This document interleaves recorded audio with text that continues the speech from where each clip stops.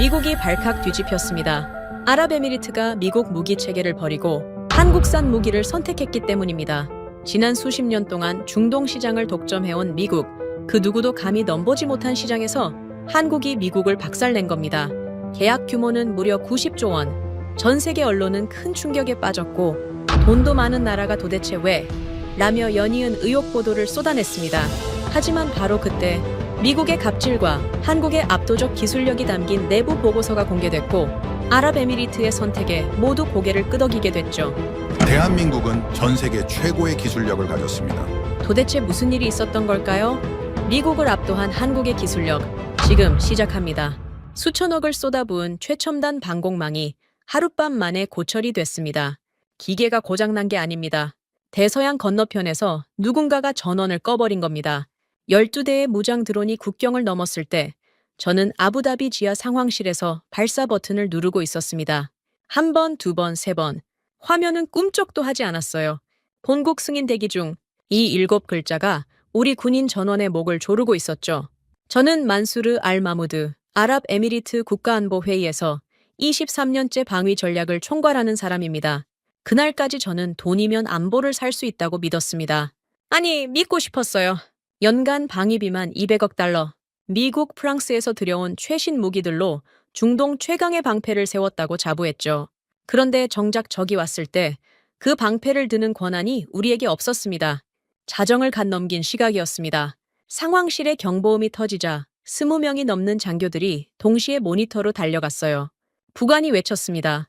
국장님, 북동쪽 국경에서 무장 드론 12대 침투 중 예상 도달 8분입니다. 8분? 정유시설까지 8분이면 요격할 시간은 충분했습니다. 레이더 화면에 붉은 점 12개가 사선으로 내려오고 있었어요. 사격 제원은 이미 잡혀 있었고 요격탄도 발사대에 장전돼 있었죠. 모든 조건이 완벽했습니다. 전포대 즉시 사격. 제 명령이 떨어지자 사수가 발사 버튼을 눌렀습니다. 손끝에 전해져야 할 발사 진동이 없었어요. 화면 정중앙에 붉은 경고창이 떠올랐습니다. Waiting for authorization. 본국 승인 대기. 사수가 다시 눌렀습니다. 같은 경고창.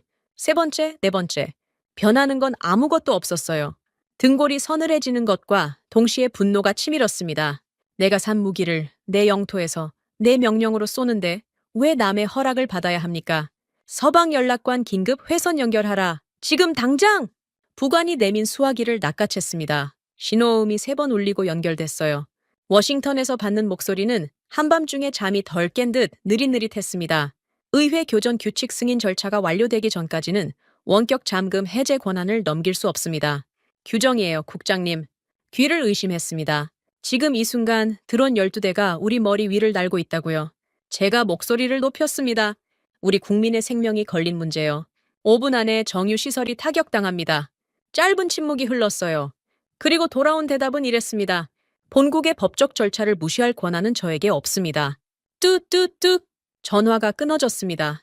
일방적으로요. 수화기를 쥔 손가락 마디가 하얗게 질렸습니다. 이게 동맹입니까? 이게 우리가 수십 년간 수천억을 바치며 사온 관계의 실체란 말입니까? 상황실의 시간은 멈추지 않았습니다. 레이더 화면 속 붉은 점들이 정유시설 좌표 위로 겹쳐 들어가고 있었어요. 장교들이 저를 쳐다봤습니다. 누군가는 이를 악물고 누군가는 입술이 파랗게 질려 있었죠. 저는 할 수 있는 게 아무것도 없었습니다. 200억 달러짜리 방공망의 총책임자가 발사 버튼 앞에 서서 두 손이 묶인 채 적의 드론을 구경하고 있었던 겁니다. 첫 번째 폭발음이 들렸습니다. 상황실 천장의 형광등이 흔들렸어요.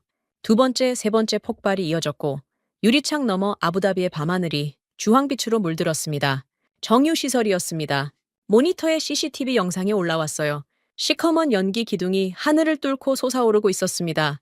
5년 전의 기억이 불기둥과 함께 되살아났어요. 서방 방공망이 본사 서버 점검을 핑계로 15분간 셧다운됐을 때 날아온 미사일의 제 부하 12명이 눈앞에서 숫덩이가 됐었죠.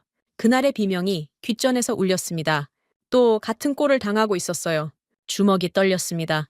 주먹만이 아니었습니다. 온몸이 떨리고 있었어요.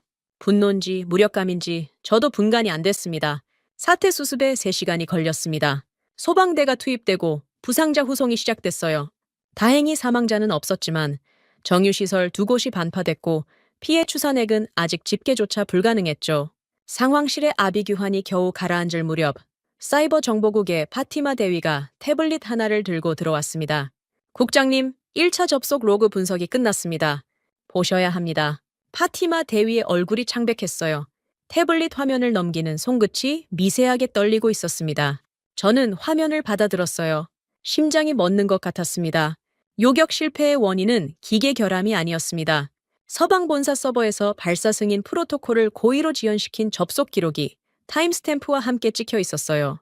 의회 승인 보류라는 핑계 뒤에 숨어서 누군가가 의도적으로 우리의 발사 체계를 잠가버린 겁니다. 피가 거꾸로 솟았습니다. 저는 부관에게 고함쳤어요. 글로벌 다이내믹스 중동 총괄 리처드 브라운을 지금 즉시 이 상황실로 불러와라. 40분 뒤 리처드가 상황실 문을 열고 들어왔습니다. 양복에 주름 하나 없었고 에스프레소 잔을 한 손에 들고 있었어요. 방금 사람들의 머리 위로 폭탄이 떨어졌는데 이 남자는 카페에서 산책을 하고 온 표정이었습니다. 발사 체계를 왜 잠갔소? 제 목소리가 상황실 전체에 울렸습니다. 리처드는 커피를 한 모금 홀짝이더니 느긋하게 입을 열었어요. 교전 규칙이 변경됐습니다, 국장님. 의회의 사전 승인 없이는 우리가 공급한 체계를 사용할 수 없도록 본사 방침이 업데이트됐어요. 규정을 따른 겁니다. 규정. 우리 국민의 머리 위로 드론이 날아들고 있었는데 이자가 입에 담은 단어가 규정이었습니다. 저는 리처드의 옷깃을 움켜쥐었어요. 에스프레소 잔이 바닥에 떨어져 산산조각 났습니다. 장교들이 달려들어 저를 말렸죠.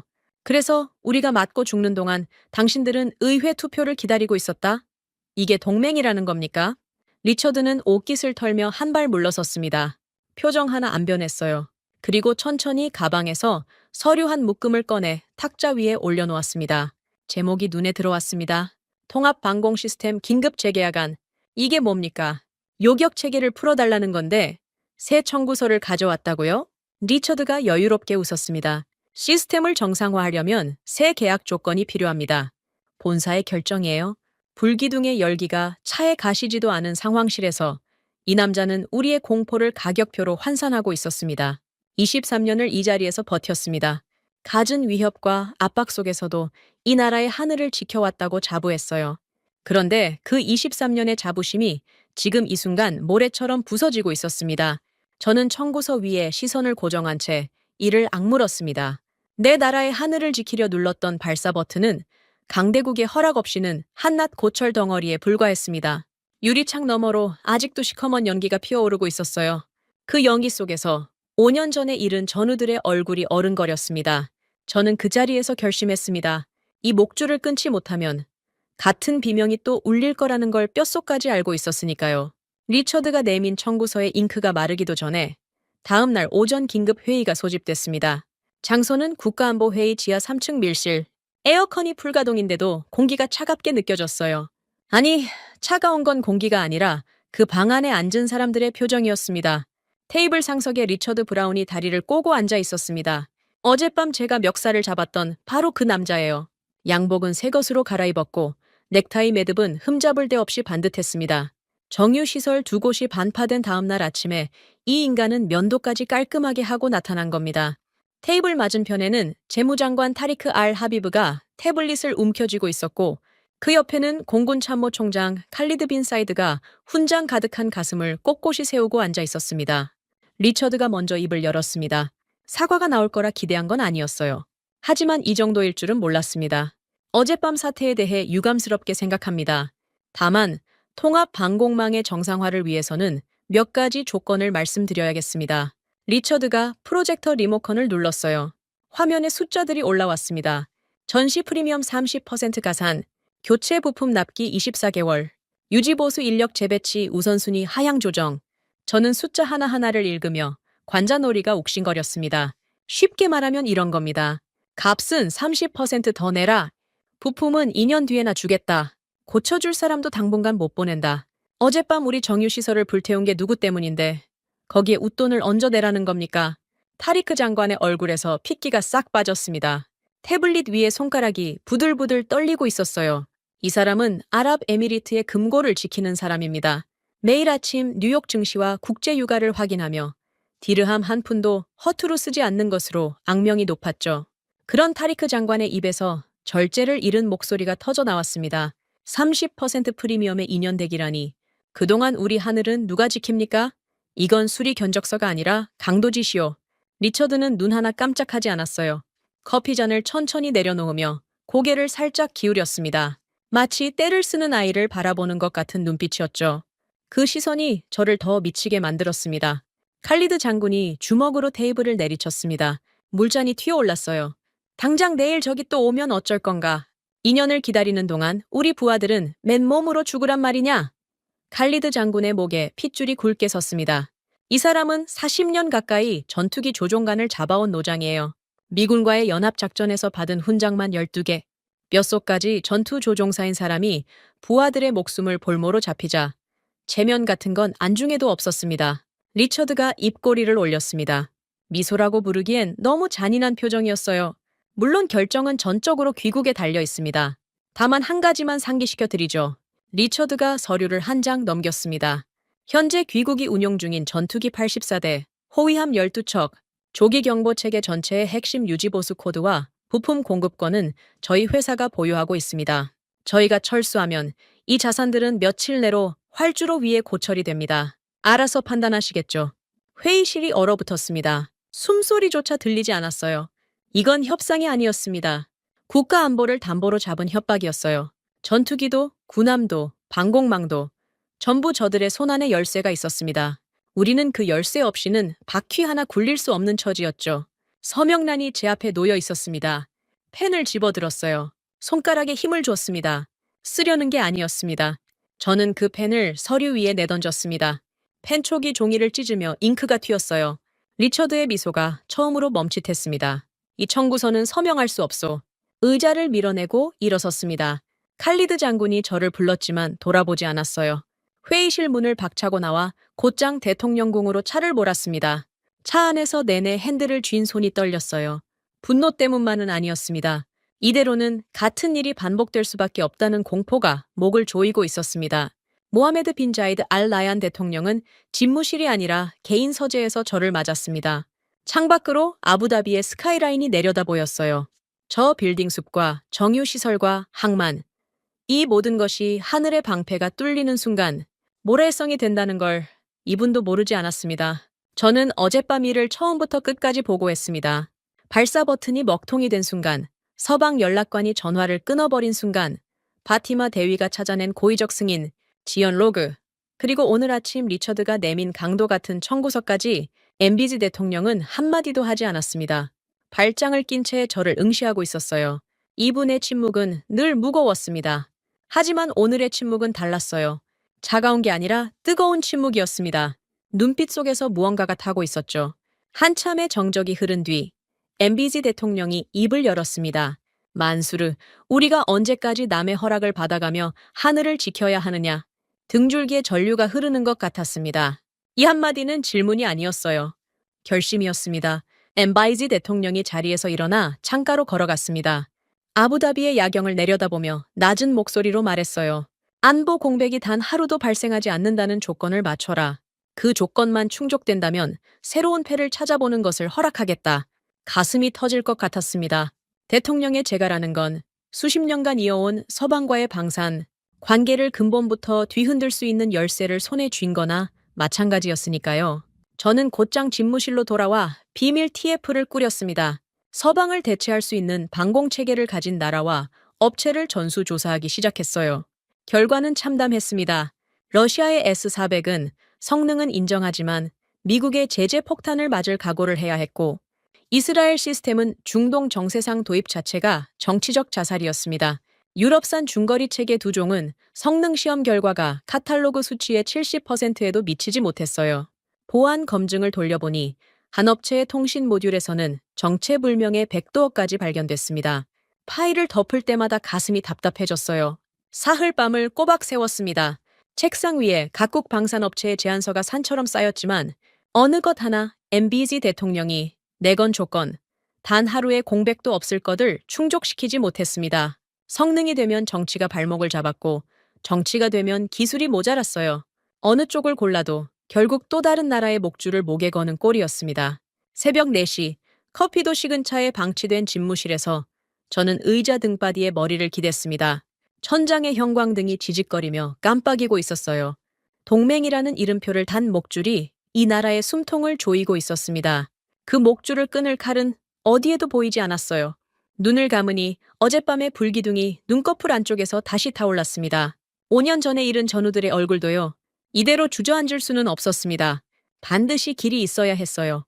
아직 제가 들여다보지 못한 어딘가에 사흘째 밤을 사운 직후였습니다. 비몽사몽간에 책상 위에 보안 전화가 울렸어요. 정보국 직통이었습니다. 중국 측 비밀 특사가 접촉을 시도하고 있다는 보고였죠. 뭐라고요? 냉수를 끼얹은 듯 잠이 확 달아났습니다. 중국은 빨랐어요. 우리가 서방과 삐걱거린다는 정보를 어떻게 입수했는지 이틀도 안 돼 사절단을 꾸려 보낸 겁니다. 비공개 접견 요청이었습니다. 저는 만날 수밖에 없었어요. 선택지가 바닥난 상황에서 돌멩이라도 뒤집어 봐야 했으니까요. 접견실에 나타난 중국 측 수석 대표는 말끔한 영어를 구사했습니다. 제안서를 펼쳐놓는 손놀림도 매끄러웠어요. 가격을 보는 순간 눈이 번쩍 뜨였습니다. 서방 견적의 절반도 안 되는 금액이 찍혀 있었거든요. 납기도 12개월, 서방이 2년을 기다리라던 것과는 차원이 달랐죠. 입이 벌어질 만한 조건이었습니다. 하지만 저는 23년을 이 바닥에서 굴러먹은 사람입니다. 세상에 공짜는 없어요. 특히 이 가격에는 반드시 숨겨진 대가가 있을 터였습니다. 파티마 대위에게 중국 측이 제안한 통신 모듈의 정밀 보안 검증을 지시했어요. 결과는 이틀 만에 나왔습니다.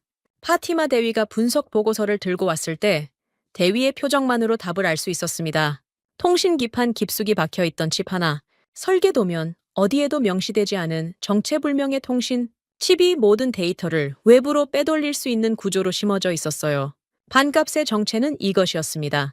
우리 방공망의 모든 레이더 정보, 교전 데이터, 지휘, 통신을 통째로 들여다볼 수 있는 창문을 우리 돈 받고 설치하겠다는 거였죠. 속이 뒤집혔습니다. 서방은 열쇠를 안 주고 중국은 뒷문을 숨겨놓고 이놈이나 저놈이나 우리를 호구로 보는 건 매한가지였어요. 저는 중국 측 수석 대표를 다시 불렀습니다. 보안 검증 결과를 테이블 위에 펼쳐놓자 그제야 그 매끄럽던 미소가 사라지더군요. 이 자리에서 나가시오? 2번 다시 이 건물에 발을 들이지 마시오. 저는 그 말만 하고 자리를 떠났습니다. 문을 닫는 순간 다리에 힘이 풀리는 것 같았어요. 서방도 안 되고 러시아도 안 되고 중국마저 이 꼴이니 진짜 이 세상에 우리 하늘을 우리 손에 쥐어줄 나라가 없는 겁니까? 그날 오후였습니다. 외교 채널을 통해 전혀 예상하지 못한 곳에서 면담 요청이 들어왔어요. 대한민국 대통령 특사 자격의 고위급 사절단이 아부다비에 도착했다는 통보였습니다. 솔직히 처음에는 코웃음이 나왔습니다. 한국이라 청홍 미사일 몇 기를 들여온 적은 있었죠. 국지 방어용으로는 쓸만했습니다. 하지만 국가 전체의 통합 방공망을 맡길 상대로는 한 번도 고려해 본 적이 없었어요. 미국, 프랑스, 영국, 이 판의 선수들은 정해져 있었으니까요. 그래도 만났습니다. 아까 말했지 않습니까? 돌멩이라도 뒤집어 봐야 할 판이었으니까요. 회의실 문이 열리고 2사람이 들어왔습니다. 앞에 선 남자는 말끔한 양복을 입고 있었지만 눈빛이 보통이 아니었어요. 호랑이 같은 도끼가 서려 있었습니다. 강훈식 대한민국 대통령 특사 겸 방산수출 총괄. 그 뒤에는 군복 차림의 건장한 남자가 서 있었어요. 최태진 대령, 국방과학연구소 파견 총괄이라고 자신을 소개했습니다. 이 사람의 손을 악수하는 순간 느꼈어요. 손바닥이 거칠었습니다. 서류를 넘기는 손이 아니라 장비를 만지는 손이었죠. 강훈식 특사가 테이블 위에 올려놓은 것은 무기 카탈로그가 아니었습니다. 저는 표지를 보고 눈을 의심했어요. 한아랍에미리트 전략적 협력 패키지, 방산 350억 달러에 원전과 AI 인프라 300억 달러를 묶은 총 650억 달러짜리 청사진이었습니다. 무기 몇 점 팔겠다는 게 아니라 국가 인프라 전체를 함께 설계하겠다는 제안이었어요. 갈리드 장군이 서류를 집어들더니 코방귀를 뀌었습니다. 청홍 미사일 몇 기로 기지 하나 막는 건 인정하지. 하지만 국가 통합 방공망을 아시아 국가에 맡긴다? 내 부하들의 목숨을 실험대에 올리란 소리냐. 칼리드 장군의 목소리에는 모욕에 가까운 경멸이 묻어 있었습니다. 40년간 미군과 어깨를 나란히 한 사람에게 한국은 여전히 검증 안 된 아시아 업체에 불과했던 거죠. 저는 강훈식 특사의 반응을 지켜봤습니다. 이런 자리에서 서방 업체라면 얼굴이 붉어지거나 아니면 능글맞게 넘어가거나 둘 중 하나였을 겁니다. 강훈식 특사는 어느 쪽도 아니었어요. 표정 하나 변하지 않았습니다. 등을 곧게 편 채 칼리드 장군의 눈을 정면으로 마주 보았어요. 장군님, 우리는 무기 상인이 아닙니다. 회의실이 조용해졌습니다. 강훈식 특사가 서류 한 장을 밀어냈어요. 기술 이전 항목이 빼곡히 적혀 있었습니다. 설계도 원본을 넘깁니다.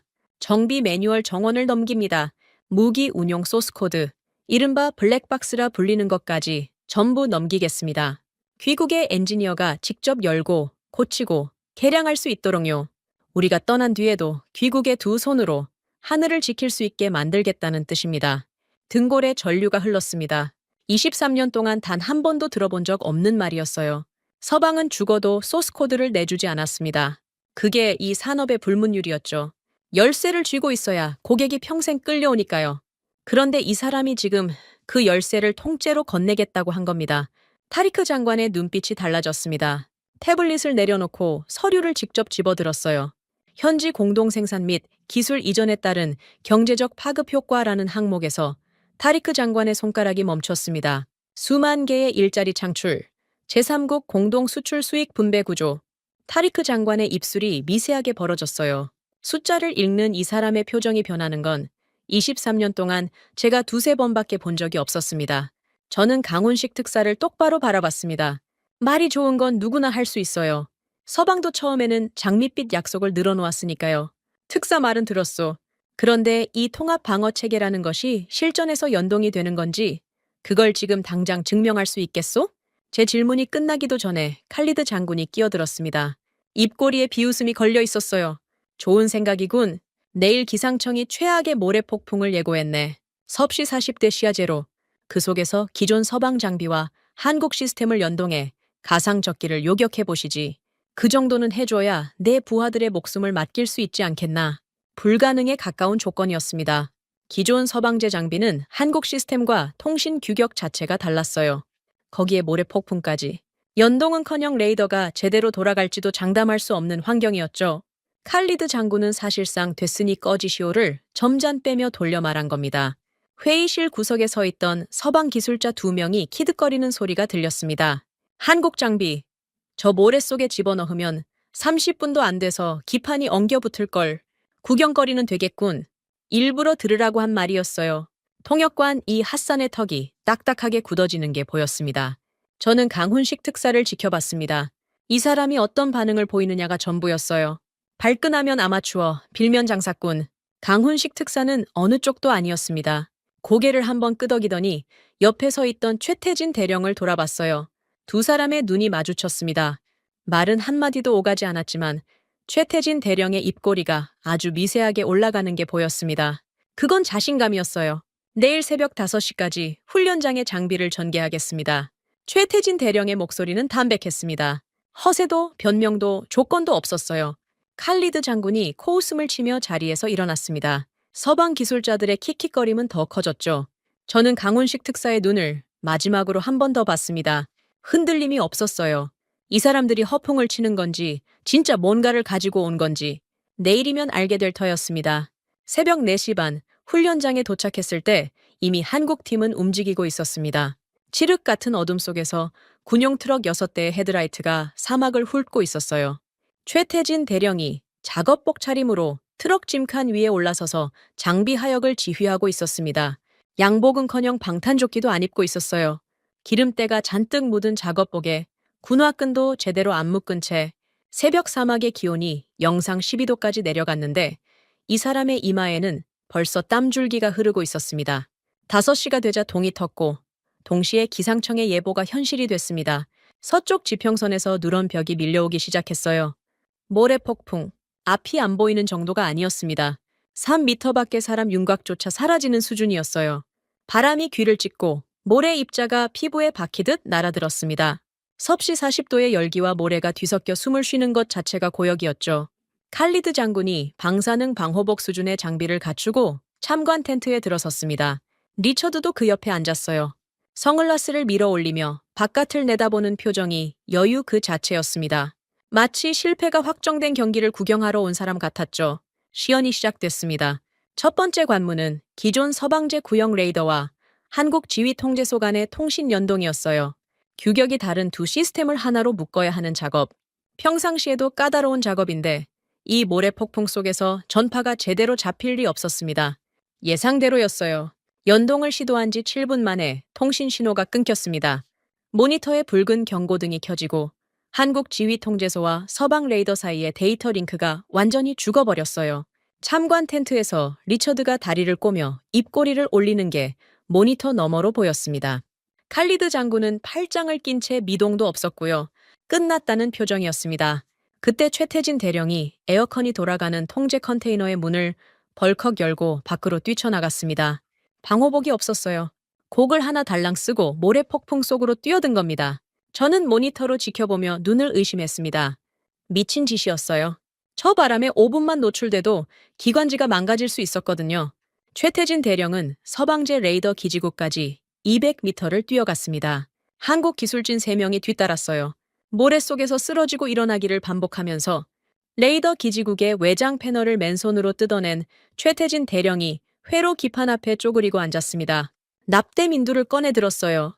모래가 회로 위로 쏟아져 내리는 걸 한 손으로 막으면서 다른 손으로 서방 시스템의 통신, 단자와 한국 시스템의 중계 모듈을 수동으로 잇기 시작했습니다. 옆에서 카메라가 잡은 최태진 대령의 얼굴을 저는 잊을 수가 없습니다. 모래가 볼에 박혀 피가 배어 있었어요. 고글 안쪽으로 땀이 흘러 앞이 제대로 안 보였을 겁니다. 그런데 이 사람의 손은 떨리지 않았습니다. 납땜 인두가 밀리미터 단위로 정확하게 움직이고 있었어요. 옆에서 한국 기술진이 먼지투성이 컵라면을 뜯어 건넸고 최태진 대령은 국물도 안 마시고 면만 씹으며 작업을 이어갔습니다. 36시간이 흘렀습니다. 저는 그 사이 통제소와 참관 텐트를 수십 번 오갔어요. 잠을 잔 기억이 없습니다. 최태진 대령과 한국 기술진은 36시간 동안 사막 바닥에서 한 발짝도 움직이지 않았습니다. 교대도 없었어요. 중간에 한 명이 탈수 증세로 쓰러졌는데 링거를 맞으며 다시 납땜 인두를 잡았습니다. 48시간째 되던 새벽, 통제소 모니터에 변화가 생겼습니다. 죽어있던 데이터 링크 표시등이 하나씩 켜지기 시작한 거예요. 초록불이 하나 둘 셋, 흩어져 있던 포대 4곳의 신호가 한국 지휘통제소로 빨려 들어오더니 화면 위에 통합 사격 재원이 잡혔습니다. 심장이 쿵 내려앉았어요. 된 겁니까? 정말 된 겁니까? 최태진 대령의 목소리가 무정의를 타고 들어왔습니다. 거칠고 쉰 목소리였어요. 연동 완료. 가상 표적 발사 요청합니다. 칼리드 장군이 참관석에서 몸을 앞으로 숙였습니다. 리처드의 다리가 풀렸어요. 가상 적기 세대가 초저고도로 진입하기 시작했습니다. 모래 폭풍은 여전히 미친 듯이 몰아치고 있었어요. 레이더 화면에 3개의 붉은 점이 찍혔고 통합 사격 통제 시스템이 자동으로 재원을 계산했습니다. 2처, 3처, 5처. 발사음 3번이 모래바람을 뚫고 연속으로 울렸습니다. 화면 속 붉은 점 3개가 동시에 사라졌어요. 쌈발쌈종. 1초의 오차도 없는 완벽한 요격이었습니다. 통제소에서 함성이 터졌습니다. 한국 기술진이 서로 얼싸안으며 소리를 질렀어요. 저는 의자 팔걸이를 움켜쥐고 모니터만 응시하고 있었습니다. 손끝에 감각이 없었어요. 불가능하다고 생각했습니다. 모래 폭풍 속에서 규격이 다른 시스템을 수동으로 이어붙여서 48시간 만에 해냈다고요? 참관 텐트에서 소리가 났습니다. 도자기가 깨지는 소리. 리처드의 커피잔이 바닥에 산산조각 나 있었어요. 리처드의 입이 반쯤 벌어져 있었습니다. 처음 보는 표정이었죠. 칼리드 장군은 한마디도 하지 않았어요. 팔짱을 풀고 두 손을 무릎 위에 올린 채 모니터만 쏘아보고 있었습니다. 그때 상황실 문이 거칠게 열렸습니다. 파티마 대위였어요. 숨이 가빴고 손에는 붉은 봉인이 찍힌 기밀 폴더를 들고 있었습니다. 국장님, 지금 바로 보셔야 합니다. 파티마 대위가 폴더를 제 앞에 놓았습니다. 아니, 놓은 게 아니라 내려쳤어요. 그만큼 급박했다는 뜻이었죠. 폴더를 열었습니다. 심장이 멎었습니다. 1장의 드론 타격 당시 서방 본사 서버의 상세 접속 기록이었어요. 파티마 대위팀이 3일 밤을 파고들어 복원한 로그 데이터였습니다. 화면을 채운 건 타임스탬프와 명령어의 행렬이었어요. 그날 밤 의회 승인 보류라는 외교적 핑계 뒤에서 실제로 무슨 일이 벌어졌는지가 1초 단위로 기록돼 있었습니다. 드론이 국경을 넘기 4분 전 서방 본사 서버에서 원격 명령이 내려왔습니다. 발사 승인 프로토콜 비활성화. 4분 전이에요. 드론이 오기도 전에 누군가가 우리의 방패를 미리 내려놓은 겁니다. 의회 승인 지연이 아니었어요. 처음부터 쏘지 못하게 잠가버린 거였습니다. 저는 칼리드 장군을 봤습니다. 장군도 같은 화면을 보고 있었어요. 장군의 얼굴이 시퍼렇게 변하고 있었습니다. 40년 동안 미군과 어깨를 나란히 하며 쌓아온 신뢰, 가슴팍에 달고 다니던 연합훈장, 12개의 무게가 한순간에 무너져 내리는 게 눈에 보였어요. 칼리드 장군이 천천히 자리에서 일어섰습니다. 아무 말도 하지 않았어요. 군복 가슴팍에 손을 올렸습니다. 미군 연합작전 훈장이었죠. 40년 군 생활에서 가장 자랑스러워하던 것. 쇠가 찢어지는 소리가 났습니다. 칼리드 장군이 훈장을 뜯어냈어요. 핀이 군복 천을 찢으며 빠져나왔습니다. 장군의 손이 떨리고 있었습니다. 분노인지 비통함인지 아마 둘 다였을 겁니다. 훈장이 바닥에 떨어졌습니다. 맑은 금소금이 울렸어요. 칼리드 장군이 그 위에 군화를 올려놓았습니다. 꽉 밟았어요. 쇳덩이가 바닥에 눌리며 찌그러지는 소리가 상황실을 가득 채웠습니다. 아무도 입을 열지 못했어요. 칼리드 장군이 모래먼지를 뒤집어 쓴 채 막 들어오던 최태진 대령을 돌아봤습니다. 장군의 눈이 붉었어요. 평생 자신의 눈을 가리고 있던 무언가가 방금 벗겨진 사람의 얼굴이었습니다. 최태진 대령은 피부가 벗겨지고 모래가 들러붙은 얼굴로 장군을 마주봤어요. 두 사람 사이에 말은 없었습니다. 수십 년을 믿었던 동맹의 증표는 바닥에서 찌그러져 있었고 사막의 모래를 뒤집어 쓴 이방인의 땀방울이 우리의 진짜 방패였습니다. 그날 밤 저는 한숨도 자지 못했습니다. 칼리드 장군이 훈장을 밟아 뭉갠 그 금소금이 귓전에서 떠나지 않았어요. 40년을 바친 신념이 부서지는 소리였으니까요. 하지만 감상에 빠져 있을 시간이 없었습니다. 저는 새벽까지 보고서를 작성했어요. 제목은 단 한 줄이었습니다. 한국 방산 협력 전면 도입안 350억 달러. 이틀 뒤 국가안보회의 긴급회의가 소집됐습니다. MBZ 대통령이 직접 참석하는 최고 수위의 회의였어요.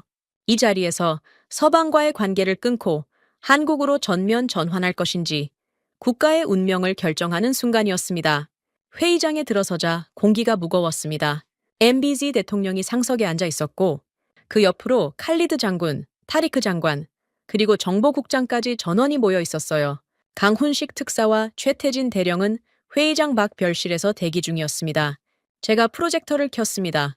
사막 시연 영상부터 시작했어요. 모래폭풍 속에서 최태진 대령이 맨몸으로 회로를 잇는 장면, 산발 삼중의 요격 장면, 그리고 파티마 대위가 찾아낸 서방의 고의적 전원 차단 로그까지 영상이 끝나자 회의장이 정막에 잠겼습니다. 각하, 더 이상 서방의 목줄에 매여서는 이 나라의 하늘을 지킬 수 없습니다. 한국의 전 주기 협력 패키지를 전면 도입할 것을 상정합니다. 제 목소리가 회의장에 울렸어요. MBZ 대통령은 표정 없이 저를 응시하고 있었습니다. 칼리드 장군은 이틀 전과 달랐어요. 훈장이 뜯겨나간 자리에 실밥이 풀린 군복 그대로였습니다. 반대 의견을 낼 기색이 아니었죠. 타리크 장관은 태블릿 화면을 두드리며 숫자를 검산하고 있었고요. 분위기가 기울고 있었습니다. 바로 그때였어요. MBZ 대통령의 비서관이 급히 문을 열고 들어왔습니다. 각하, 워싱턴에서 긴급 통화 요청입니다. 미상원 군사위원회 소속 의원입니다. 회의장의 온도가 순식간에 떨어졌어요. MBZ 대통령이 수화기를 집어들었습니다. 스피커폰으로 전환하지는 않았지만 대통령의 표정 변화만으로 통화 내용을 짐작할 수 있었습니다. 눈이 가늘어졌어요. 턱 근육이 단단해졌습니다. 3분쯤 지났을까 MBZ 대통령이 수화기를 조용히 내려놓았어요. 한국과 방산 계약을 체결할 경우 현재 운용 중인 전투기 전력에 대한 부품 공급을 전면 중단하겠다는 통보다 회의장이 얼어붙었습니다. 전투기 부품 금수. 이건 단순한 경고가 아니었어요. 우리 공군 전투기 84대의 심장을 멈추겠다는 선전포고였습니다. 부품 공급이 끊기면 석 달 안에 가동률이 반토막 나고 6달이면 활주로 위에 고철이 됩니다. 타리크 장관이 의자에서 벌떡 일어섰어요. 얼굴이 하얗게 질려 있었습니다. 각하, 잠깐 멈추셔야 합니다. 전투기 84대가 묶이면 공군 전력의 60%가 증발하는 겁니다. 거기에 달러 결제망까지 건드리면 국채 금리가 폭등해요. 안보를 찾으려다 국방 전체가 마비되는 자살 행위입니다. 타리크 장관의 목소리가 갈라지고 있었어요. 이 사람은 겁쟁이가 아니었습니다. 숫자로 현실을 읽는 사람이었죠. 그리고 그 숫자가 지금 공포를 말하고 있었던 겁니다. 회의장이 흔들리기 시작했습니다. 정보국장도 고개를 숙였어요. 미국이 진짜 금수 카드를 꺼내든다면 한국과의 계약이 아무리 좋아도 과도기를 버틸 수 없다는 계산이 모든 사람의 머릿속을 돌고 있었습니다. 지금까지 쌓아올린 판이 무너지려 하고 있었어요. 강훈식 특사를 들어오게 하십시오. 제 목소리였습니다. MBZ 대통령이 저를 봤어요. 잠시 침묵이 흐른 뒤 대통령이 고개를 끄덕였습니다. 비서관이 문을 열었어요. 강훈식 특사가 걸어 들어왔습니다. 회의장의 살벌한 분위기를 단번에 읽었을 거예요. 하지만 이 사람의 걸음에는 망설임이 없었습니다. 테이블 앞에 선 강훈식 특사가 넥타이를 풀어 헤쳤어요. 양복상의 단추도 풀었습니다. 격식을 차릴 때가 아니라는 뜻이었죠. 방금 워싱턴에서 뭐라고 했는지 알고 있습니다. 회의장이 조용해졌어요. 강훈식 특사가 테이블 위에 새로운 서류를 펼쳐 놓았습니다. F-35의 빈자리는 우리가 메웁니다. KF-21 전투기를 양국이 공동 개발하고 이곳에 최종 조립 라인을 세우겠습니다. K2 전차와 천무다연장 로켓도 현지 생산 체제로 전환합니다. 하늘이 뚫린다면 대한민국 국군이 운용 중인 물량에서 당장 빼서라도 석 달 안에 귀국의 방공 공백을 틀어막겠습니다. 숨이 막혔어요. 자국군의 물량을 빼서라도 우리 하늘을 덮겠다고요? 이건 장사꾼의 말이 아니었습니다. 강훈식 특사가 서류의 마지막 페이지를 펼쳤어요. 타리크 장관의 시선이 거기에 꽂혔습니다. 제3국 공동수출 플랫폼 구축안. 강훈식 특사가 타리크 장관을 정면으로 바라봤습니다. 장관님, 한 가지 더 있습니다. 아랍에미리트를 무기 소비국으로 두지 않겠습니다. 이곳을 아랍 전역에 방산 장비를 수출하는 허브로 만들겠습니다. 현지 생산된 장비를 제3국에 공동으로 수출하고 그 수익을 양국이 나누는 구조입니다. 이건 비용이 아닙니다. 투자입니다. 타리크 장관의 손이 멈췄습니다. 태블릿을 내려놓고 서류를 직접 집어들었어요. 수출 수익 분배율, 현지 공장 건설에 따른 고용 창출 수치, 원전과 AI 인프라까지 묶인 복합 경제 효과. 5분 전까지 공포에 질려있던 타리크 장관의 눈이 완전히 다른 빛으로 바뀌었습니다. 미국은 우리에게 늘 영수증만 줬소. 쓴 만큼 내라, 더 내라, 기다려라. 그런데 이건 다릅니다. 타리크 장관이 서류를 내려놓으며 회의장 전체를 둘러봤어요. 목소리에 떨림이 없었습니다. 한국은 우리에게 지분을 주겠다는 겁니다. 이 패키지는 350억 달러짜리 무기 거래가 아니라 100년짜리 경제동맹입니다. 5분 전에 자살 행위라고 외치던 사람의 입에서 나온 말이었습니다. 회의장의 공기가 다시 움직이기 시작했어요. MBZ 대통령이 저를 봤습니다. 지금까지 한마디도 하지 않았던 대통령의 시선이 매서웠어요. 감정이 아니라 판단을 하는 눈이었습니다. 만수르, 예, 카카? 저 한국인들의 약속을 네가 국가의 운명을 걸고 보증할 수 있느냐? 회의장의 모든 시선이 저에게 쏠렸습니다. 칼리드 장군도 타리크 장관도 정보국장도 모두가 제 대답을 기다리고 있었어요. 이 질문의 무게를 모를 리 없었습니다. 국가의 운명, 그건 내 목숨보다 무거운 것이었죠. 저는 소매를 걷어 올렸습니다. 5년 전 화상으로 뒤덮인 12개 흉터가 형광등 아래 드러났어요. 서방의 방공망이 15분간 꺼졌을 때 제 부하 12명과 함께 불길에 휩쓸린 그날의 증거였습니다. 그 흉터 위에 손을 짚고 탁제 팔을 올려놓았어요. 각하, 서류를 가져온 사람들이라면 저는 이 자리에 서지 않았을 겁니다. 저들은 서류가 아니라 피와 땀을 가져왔습니다. 섭씨 40도 모래폭풍 속에서 맨몸으로 회로를 이은 사람들입니다. 제 목을 걸겠습니다. MBZ 대통령이 자리에서 일어났습니다. 회의장 전체가 숨을 멈췄어요. 대통령이 테이블 위에 서류 앞으로 걸어갔습니다. 350억 달러가 적힌 방산 MOU, 그리고 원전과 AI를 포함한 총 650억 달러짜리 전략적 협력 패키지 합의서. 대통령이 펜을 집어들었어요. 한 글자, 한 글자, 펜촉이 종이 위를 미끄러지는 소리만이 회의장을 채웠습니다. 서명이 끝나자 MBZ 대통령이 펜을 내려놓았어요. 오늘부로 낡은 족쇄를 벗는다. 서명란 위에 찍힌 잉크가 마르기도 전에 칼리드 장군이 거수경례를 올렸습니다. 훈장이 뜯겨나간 가슴으로. 타리크 장관은 두 손을 깍지 낀 채 고개를 숙이고 있었어요. 안도인지 감격인지 어깨가 미세하게 떨리고 있었습니다. 강훈식 특사가 MBZ 대통령에게 허리를 깊이 숙여 인사했습니다. 그리고 고개를 든 순간 강훈식 특사의 눈가가 젖어 있는 게 보였어요. 이 사람도 이 순간의 무게를 알고 있었던 겁니다. 저는 창밖을 봤습니다. 아부다비의 하늘이 맑았어요. 그 하늘의 열쇠가 드디어 우리 손으로 돌아오고 있었습니다. 서명 잉크가 마른 건 1시간도 안 됐을 겁니다. 보복은 그보다 빨랐어요.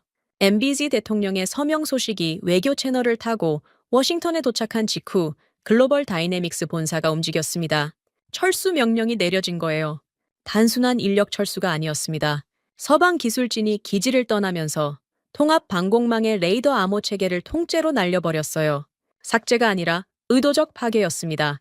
복원 불가능하도록 암호화 키를 덮어 씌운 뒤 물리적으로 서버를 포맷해버린 겁니다. 새벽 3시 긴급 보고를 받고 상황실로 뛰어갔습니다. 모니터 24대가 전부 꺼져 있었어요. 아부다비 상공을 촘촘히 덮고 있던 방공 레이더망이 일제히 먹통이 된 겁니다. 기지 3곳의 관제탑에서 동시에 비상 연락이 쏟아져 들어왔습니다. 레이더가 죽었다. 저가 식별 체계가 응답하지 않는다. 미사일 유도 신호가 끊겼다.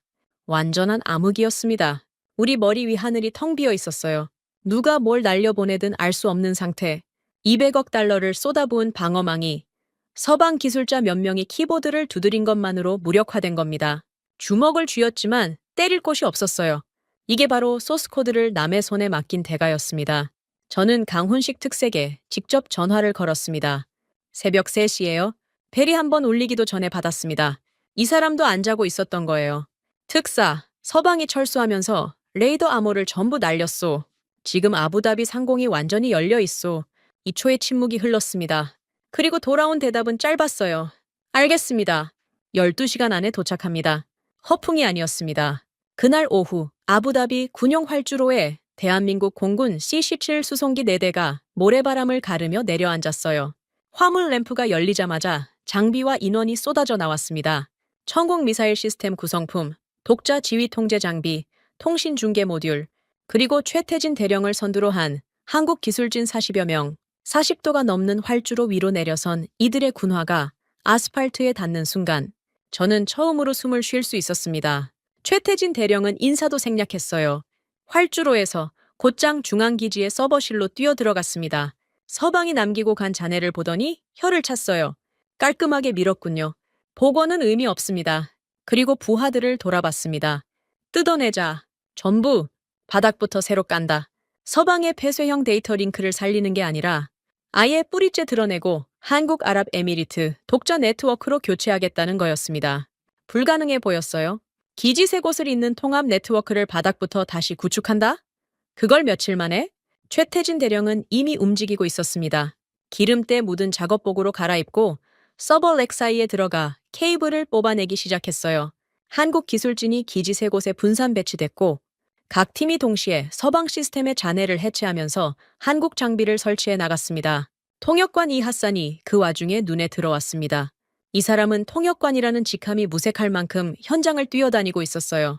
섭씨 40도가 넘는 땡볕 아래서 한국 기술진과 아랍에미리트 현지 병사들 사이를 오가며 기름때를 뒤집어 쓴 채로 아랍어 매뉴얼을 소리쳐 읽어주고 있었습니다. 이 배선을 여기에 연결하는 겁니다. 빨간색이 입력, 파란색이 출력. 이 순서를 틀리면 기판이 타요. 딱딱한 외교 언어가 아니었어요. 현지 병사들이 알아듣는 말투로 농담을 섞어가며 기술을 뼛속까지 새겨 넣고 있었습니다. 아랍에미리트 병사 한 명이 배선을 잘못 잡자 이 핫산이 달려가 어깨를 탁 치며 형씨, 이쪽이야 이쪽이라고 아랍어로 외치는 게 들렸어요. 저 한마디에 병사의 긴장이 풀리는 게 보였습니다. 사흘 밤낮이 흘렀습니다. 저는 기지 3곳을 돌며 진행 상황을 확인했어요. 최태진 대령은 한 번도 누워서 잔 적이 없었습니다. 서버실 바닥에 등을 기대고 15분씩 쪽잠을 자는 게 전부였어요. 한국 기술진 중 셋이 탈진으로 쓰러졌고 링거를 맞으며 다시 일어나 장비 앞에 섰습니다. 나흘째 되던 새벽, 강훈식 특사가 저를 찾아왔습니다. 손에 태블릿을 들고 있었어요. 국장님, 오늘 드릴 것이 있습니다. 태블릿 화면을 켜서 제 앞에 놓았습니다. 화면에 뜬 것은 암호화된 파일 전송 프로토콜이었어요. 파일 목록을 훑는 순간 손끝이 저렸습니다. 천국 느아이를 포함한 통합 방공 시스템의 코어 소스 코드, 마스터 권한, 서방이 수십 년 동안 죽어도 내주지 않았던 무기의 심장에 해당하는 열쇠였습니다. 이걸 넘기면 우리가 자체적으로 시스템을 열고 고치고 업데이트하고 개량할 수 있어요. 누구의 허락도 필요 없이요. 전송 준비 완료입니다. 수신 확인만 해주시면 마스터 권한이 귀국의 서버로 이관됩니다. 강훈식 특사의 목소리는 담담했습니다. 하지만 이 한 문장의 무게가 얼마나 되는지 저는 23년 경력의 모든 감각으로 알고 있었어요. 서방은 이걸 주지 않기 위해 우리를 인질로 잡았고 우리는 이걸 얻기 위해 굴욕을 감수해 왔습니다. 그런데 이 사람들이 그걸 요구하지도 않았는데 스스로 내밀고 있었어요. 수신 확인 버튼을 눌렀습니다. 화면에 진행바가 채워지기 시작했어요. 100% 전송 완료. 마스터 권한이 아랍에미리트 국방 서버에 안착했습니다. 손이 떨렸어요. 태블릿을 쥔 손가락에서 힘을 뺄 수가 없었습니다. 나흘째 밤 모든 작업이 끝났습니다. 최태진 대령이 무정의를 들고 최종 점검 명령을 내렸어요. 기지 세 곳에서 동시에 보고가 들어왔습니다. 연동 정상, 사격 통제 정상, 데이터 링크 정상. 최태진 대령이 저를 봤습니다. 고개를 한번 끄덕였어요. 제가 통합 시스템 가동 명령을 내렸습니다. 24대의 모니터가 동시에 켜졌어요. 아부다비 상공의 저녁이 초록빛 격자로 뒤덮였습니다. 모든 표기가 아랍어였어요. 영어가 아니라 아랍어, 우리 글자로, 우리 서버에서, 우리 암호로 돌아가는 방공망이었습니다. 시스템이 가동된 지 9분도 안 됐을 거예요. 레이더의 반응이 찍혔습니다. 국경 부근에서 접근하는 소형 비행체 하나, 반군의 정찰 드론이었어요. 새 방공망이 자동으로 추적을 시작했습니다. 사격 재원이 잡히고 요격 시퀀스가 올라왔어요. 이번에는 붉은 경고창이 뜨지 않았습니다. 본국 승인 대기 중 따위는 어디에도 없었어요. 발사 승인 권한이 이 상황실에 제 손끝에 있었습니다. 발사 버튼을 눌렀습니다. 이번에는 반응했어요. 화면 속 녹색 점이 붉은 점을 향해 날아갔고 2초 뒤 붉은 점이 사라졌습니다. 공중에서 분해된 거예요. 상황실에서 함성이 터져 나왔습니다. 아랍에미리트 병사들이 서로 얼싸안으며 외치고 있었어요. 아랍어로요. 저는 환호에 섞이지 못했습니다. 의자에 앉은 채 모니터를 바라보고 있었어요. 아랍어로 가득한 초록빛 화면, 23년을 기다린 광경이었습니다. 눈시울이 뜨거워지는 걸 참을 수 없었어요. 환호가 가라앉을 무렵 상황실 구석에서 작은 소동이 벌어졌습니다. 나흘을 꼬박 세운 최태진 대령이 서버실 벽에 등을 기댄 채 바닥에 주저앉아 있었어요. 피로에 짓눌려 눈을 감고 있었습니다. 군화에 모래가 잔뜩 끼어 있었고 작업복 소매는 납땜 자국으로 구멍이 뚫려 있었어요. 칼리드 장군이 성큼성큼 걸어갔습니다. 최태진 대령 앞에 멈춰 서자 주변이 조용해졌어요. 사흘 전까지 한국 무기를 아시아 장사꾼의 물건이라 깔보던 그 사람이었습니다. 칼리드 장군이 차렷 자세를 취했습니다. 군화 뒤꿈치가 딱 부딪혔어요. 그리고 오른손을 이마에 올렸습니다. 군인으로서 줄 수 있는 최고의 예우, 완벽한 거수경례였어요. 최태진 대령이 눈을 떴습니다. 충혈된 눈으로 칼리드 장군을 올려다봤어요. 천천히 일어나 답례했습니다. 두 군인 사이에 말은 필요 없었습니다. 단 며칠 만에 이 사람들은 우리가 평생을 구걸해도 얻지 못했던 완벽한 자립을 우리 두 손에 쥐어줬습니다. 소식은 우리가 퍼뜨린 게 아닙니다. 알아서 번져 나갔어요. 아랍에미리트가 서방 방공망을 완전히 걷어내고 한국 기술로 독자 체계를 구축했다는 첩보가 중동 전역의 정보망을 탔습니다. 실전 데이터까지 딸려 있었어요. 모래폭풍 속 48시간 연동 성공, 3발 3중 요격률, 나흘 만에 완성한 통합 방공망 재건, 그리고 소스코드 완전 이양. 이건 단순한 무기 거래 뉴스가 아니었습니다. 중동의 판도를 바꿀 수 있는 전략 정보였죠. 첫 번째 반응은 사우디에서 왔습니다. MOU 서명 일주일 뒤 한밤중에 보안 전화가 울렸어요. 사우디 왕세자의 측근 특사가 비공개 채널로 접촉해온 겁니다. 저를 직접 만나겠다고 했어요. 장소는 아부다비 시내 비밀 영빈관이었습니다. 새벽 2시에 도착한 사우디 특사는 호의 없이 혼자 왔어요. 이 한 가지만으로도 이 건의 무게를 알 수 있었습니다. 왕세자의 측근이 호의 없이 외국 영빈관에 단독으로 나타난다는 건 공식 기록에 남길 수 없는 수준의 밀담이라는 뜻이니까요. 왕세자 전하께서 직접 보내셨습니다. 사우디 특사가 봉투를 내밀었어요. 봉인을 뜯자 안에는 문장 3줄이 적혀 있었습니다. 핵심은 하나였어요. 사우디도 서방을 손절하고 한국 아랍에미리트 공동 방위 체제에 즉시 합류하겠다는 의사표명이었습니다. 가슴이 뛰었습니다. 사우디가 움직인다는 건 중동 전체가 움직인다는 뜻이에요. 이 지역의 안보 구도는 사우디와 아랍에미리트 두 축을 중심으로 돌아가니까요. 사우디가 방향을 틀면 나머지 나라들은 선택의 여지가 없어집니다. 예상대로였어요. 사우디 특사가 떠난 지 사흘도 안 돼 카타르 국방장관의 직통 전화가 왔습니다. 귀국이 도입한 한국 통합 방공체계의 사양서를 받아볼 수 있겠느냐. 그 다음 날은 오만이었어요. 그 다음은 쿠웨이트, 바라인.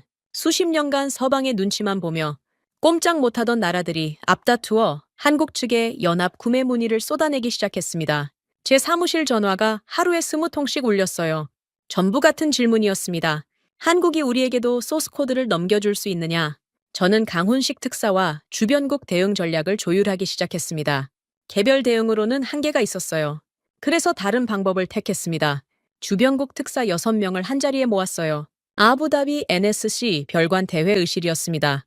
테이블에 둘러앉은 얼굴들을 보며 저는 입을 열었습니다. 신사 여러분, 지금까지 우리는 각자의 하늘을 각자의 돈으로 남의 기술로 지켜왔습니다. 결과가 어땠습니까? 쓰고 싶을 때 못 쓰고, 고치고 싶을 때 못 고치고, 값을 올려도 고개를 숙여야 했죠. 회의실이 조용했어요. 한 명도 반박하지 않았습니다. 전부 같은 경험을 한 사람들이었으니까요. 이제 이 판을 바꿉시다. 한국의 기술을 표준으로 삼아 중동의 하늘을 우리가 직접 연합해서 통제하는 겁니다. 제안의 골격은 간단했습니다. 한국 기술을 기반으로 한 통합방공연합체, 각국이 독자적으로 운용하되 유사시에는 하나의 네트워크로 묶이는 공동방위체계였어요.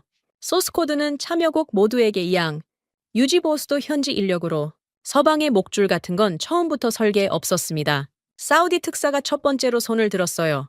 우리 왕세자께서도 같은 구상을 하고 계셨소. 카타르가 뒤따랐고 오만이 고개를 끄덕였습니다. 20분 만에 6나라의 기본 합의가 이루어졌어요. 수십 년간 서방이 개별 격파로 쥐고 흔들던 중동 방산 시장이 하나의 블록으로 뭉치기 시작한 겁니다. 이 소식이 월스트리트에 전해진 건 그날 오후였습니다. 뉴욕 증시가 열리자마자 방산 섹터가 출렁거렸어요. 글로벌 다이내믹스의 주가가 개장 30분 만에 14% 폭락했습니다. 중동 매출이 전체의 37%를 차지하던 회사였어요. 그 37%가 통째로 증발할 수 있다는 공포가 시장을 덮친 겁니다. 글로벌 다이내믹스뿐이 아니었어요. 유럽 방산 대기업 두 곳의 주가도 동반 급락했습니다.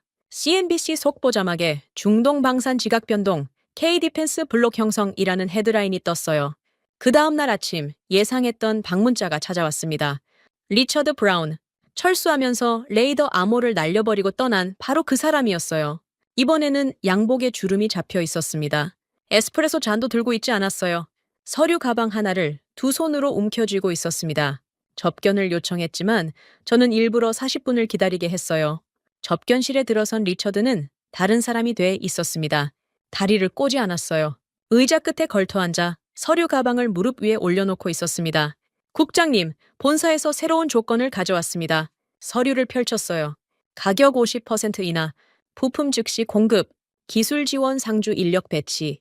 한 달 전에 30% 프리미엄을 물리고 2년을 기다리라던 입에서 나온 말이었습니다. 늦었소, 리처드. 리처드의 어깨가 움츠러들었어요. 국장님, 재고해 주십시오. 30년 파트너십을 이렇게 끝내시겠습니까? 목소리에 떨림이 있었습니다. 저는 리처드의 서류를 집어들었어요. 천천히 반으로 접었습니다. 그리고 옆에 있던 쓰레기통에 넣었어요. 이 건물에서 파트너라는 단어를 쓸 자격은 당신에게 없소. 나가시오. 리처드가 자리에서 일어섰습니다. 서류 가방에 잠금 장치를 채우는 손가락이 떨리고 있었어요.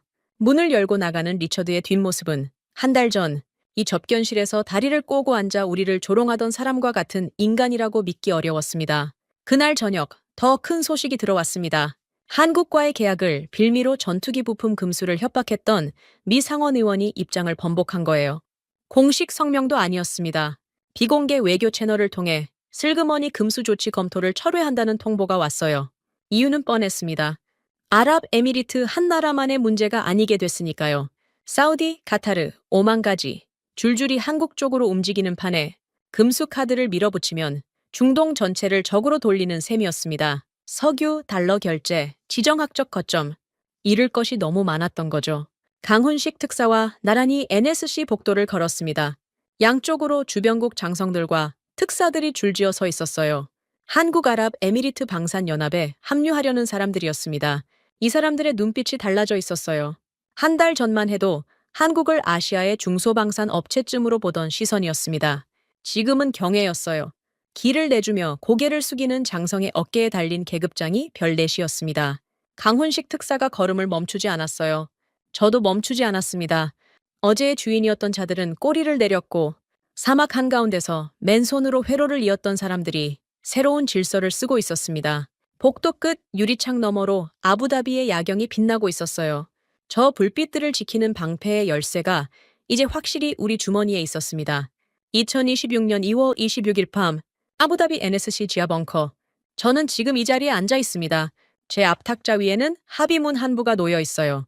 한아랍에미리트 전략적 협력 패키지 총 650억 달러, 한화로 약 92조 원, 방산 350억 달러에 원전과 AI 인프라 300억 달러를 묶은 중동 역사상 단일 국가 간 최대 규모의 전략적 합의입니다.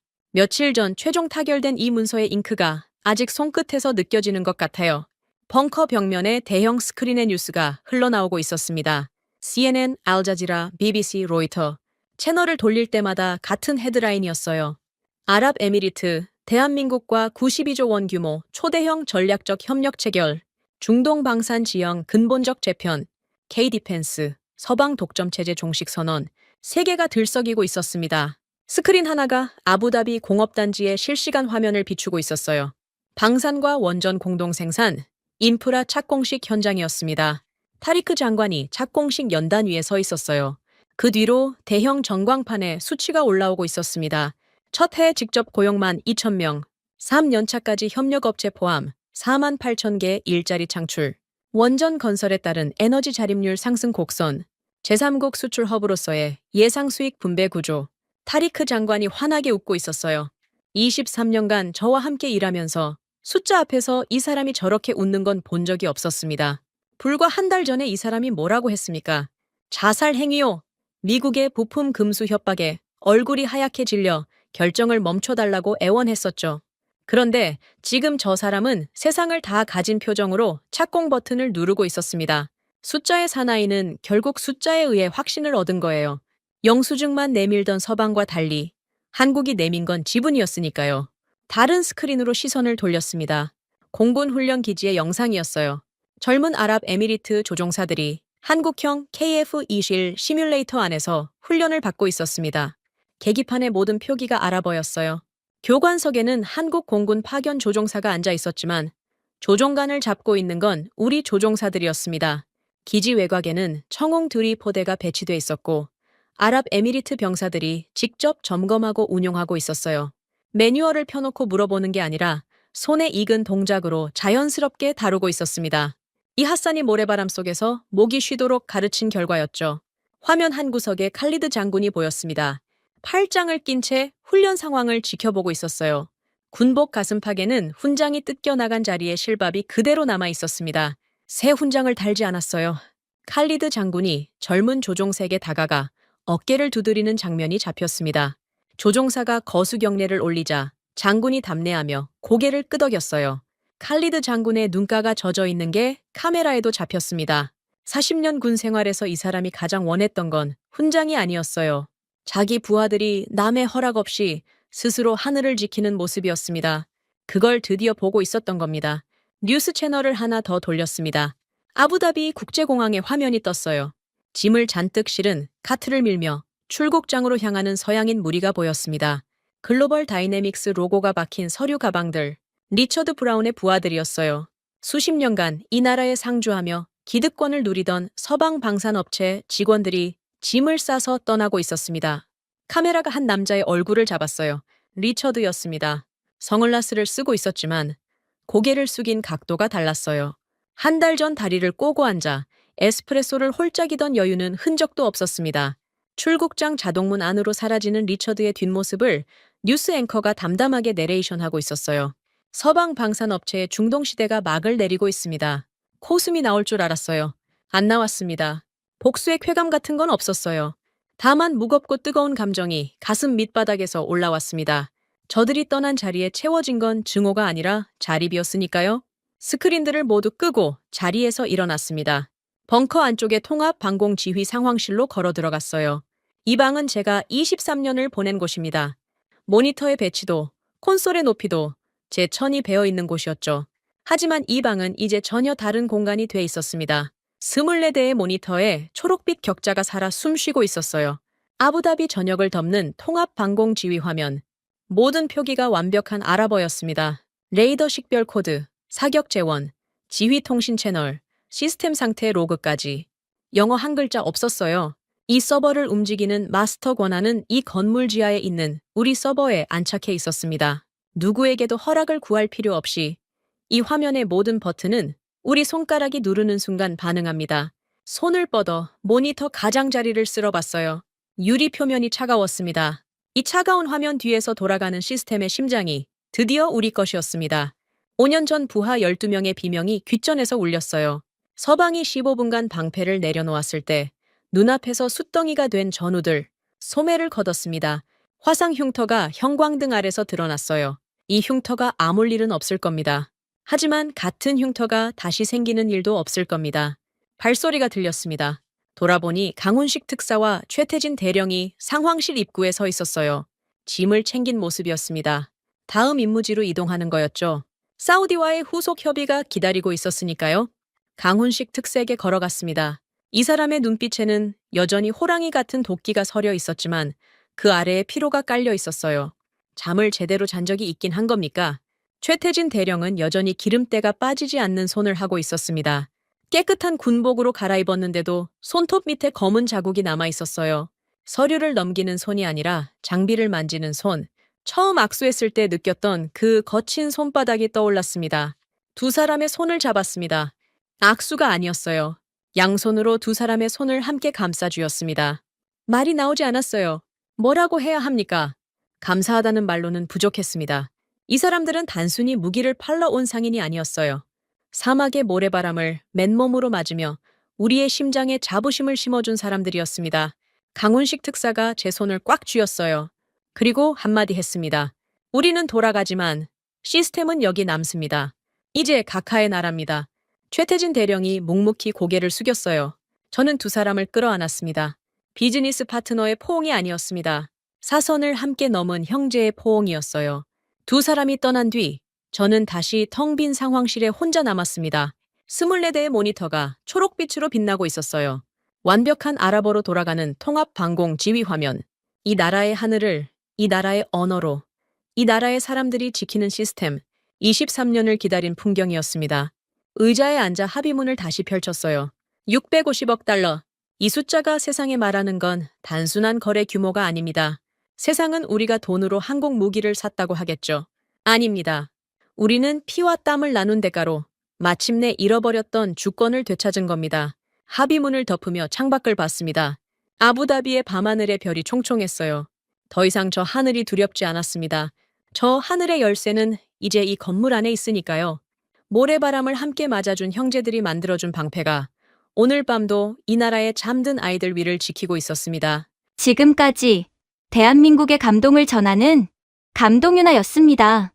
대한민국의 기적 같은 이야기 다음에 또 들려드리겠습니다. 선배님들, 좋은 하루 되세요.